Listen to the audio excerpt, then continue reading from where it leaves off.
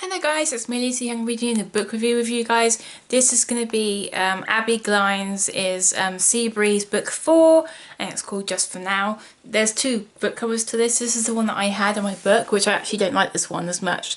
It's weird that this girl's got brown hair, if you notice, and the guy's got blonde hair, and the guy in the book does have blonde hair.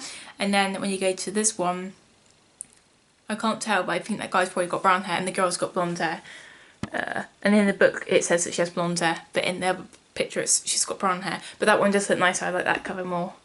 I'll just do it on my phone. I'm going to just read. This is going to be the no spoilers version, so if you want to see the one where I talk about the book with spoilers, so then if you have read the book you can listen to what I had to say about it, and if you haven't read the book but you want to get all the information what happens in the book, then you can just watch the spoiler one. I will put the link of it in the description down below. Right, this is going to just be quick, so I'm going to be talking about what the book's basically about. I'm going to read the description for you, what it says here about what the book's about. The day Preston Drake figured out that wealthy women paid well for a set of tight abs and a pretty face, his life turned around. That's a big hint there. The run-down, rat-infested trailer he had shared with his alcoholic mother and 3 younger siblings was now only a place he visited to pay the bills and stock with plenty of food. He no longer worried about his family starving or living without electric. The money he made entertaining a rich older woman were more than covered his family's needs and his own. He had it all figured out, except there was this girl. She was innocent as he was tamed.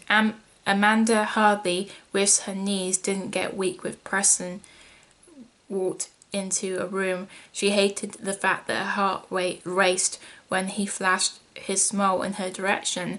He had a different girl in his bed every night. He was the kind of boy a smart girl ran from. So why was she coming up with ways to get close to him, even when it was obvious he wanted to keep her at a distance? Maybe her heart knew something the world didn't. Maybe Preston Drake was more than just a pretty face. If you couldn't figure that out, this isn't a spoiler because you'll figure it's pretty obvious at the beginning of the book what he does for a living.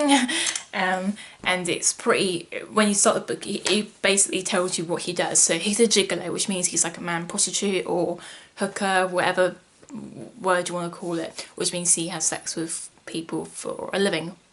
Girls, you know, I'm just saying because he could be a gay prostitute, you don't know. But yeah, so he's a gigolo and he has sex with older women for money.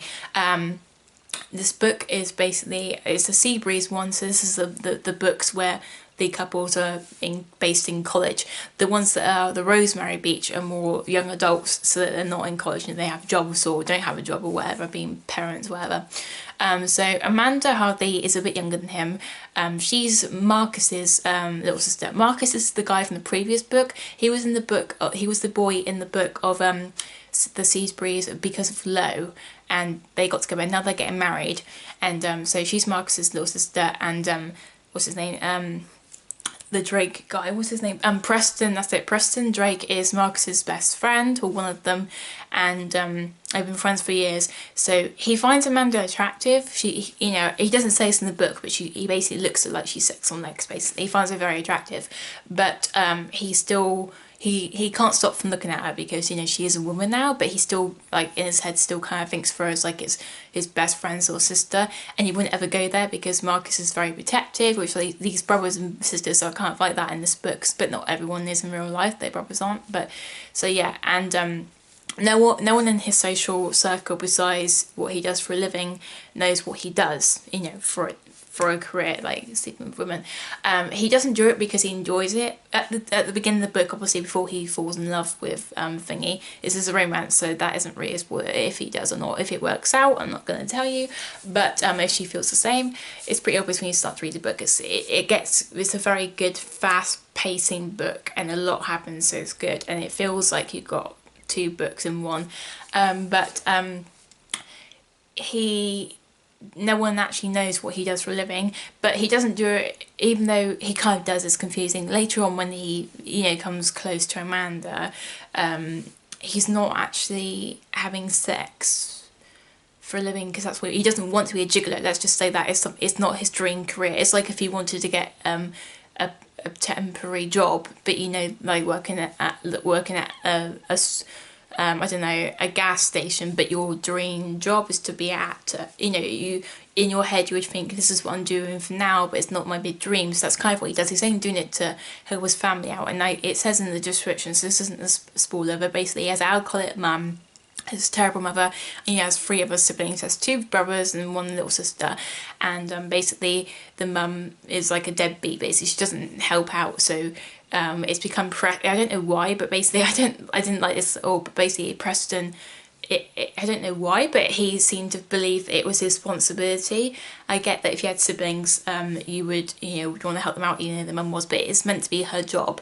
And if it was me, I would have got like child services and stuff in. If it was me and I was the oldest sibling, I wouldn't have made it all on my shoulders, because even though I would help out, because you know, your family and you can babysit and help out and stuff, but I wouldn't make them like my adopted children and sort of things. That's what he's like. He's kind of like the father figure, and he's the reason that the mum has a house, because he's having sex with these women to pay for rent and give them food.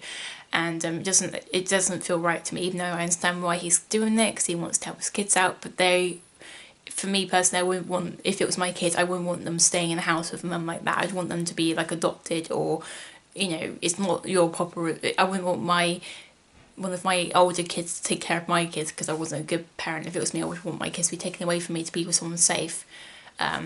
But yeah, it's the book, so what are you going to do? So this is why he's having sex with these girls, but that doesn't mean he doesn't enjoy it, because he's not a relationship guy. He does, even though he has sex with these girls for money, he does actually have random hookups, just for fun as well on the side. So he's kind of getting paid to have sex with something that he enjoys, where it's meaninless, and he's getting paid for it. So it's kind of like a win-win for him at this point.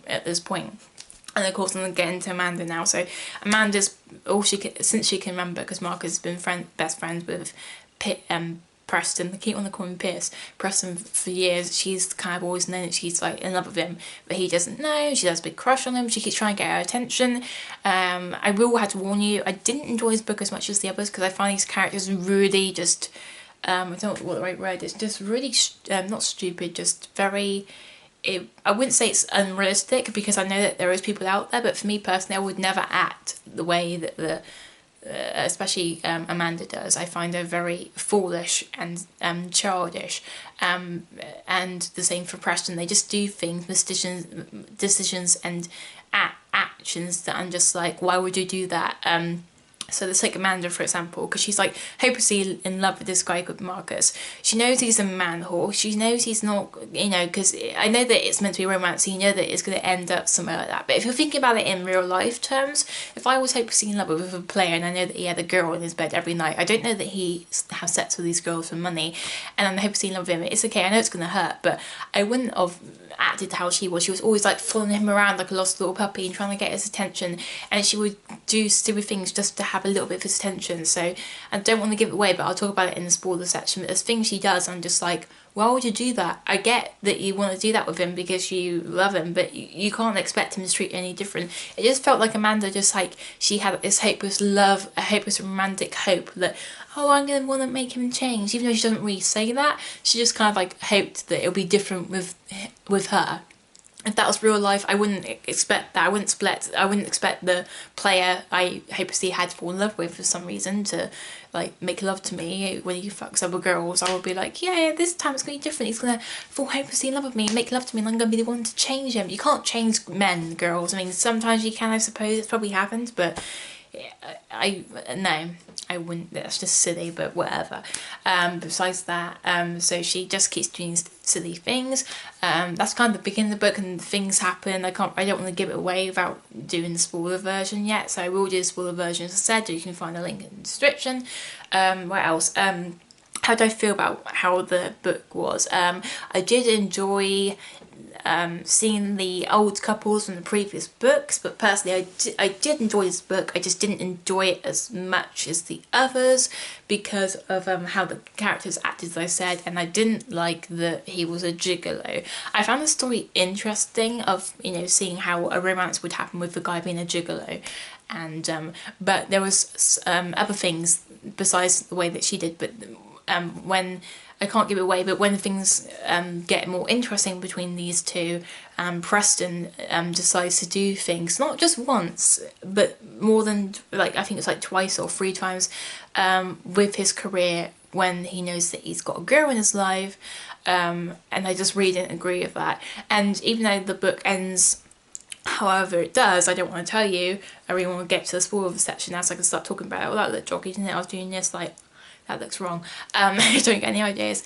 But yeah, I don't know how to say it without giving anything away, but there's just something he did, and I think if you're, even for a guy, there's a lot of guys that agree with girls about this, but when you're doing a certain sin with someone and you're supposed to be committed, there's something, for me personally, this is the what's it called, I forgot what you call it, this is the ending, what do they call it, I forgot the word that means, like, this is a break deal, that's it, a break deal, a deal breaker, that's it. This is a deal breaker for me, something that he does in the book, and I'm just like, if that was me in real life and I was, like, dating a guy like that, I'd be like, it's over, there's no hope, I'm gonna just move on and be with someone else. But obviously it's a romance book, so it's meant to try and have a happy ever after, so I don't want to say what happens, but I'm not really happy with how it ended. I personally would have been happy if they didn't end up together, not if they do or not. It's not really a happy book. I can't remember if I cried. I don't think I did at this book.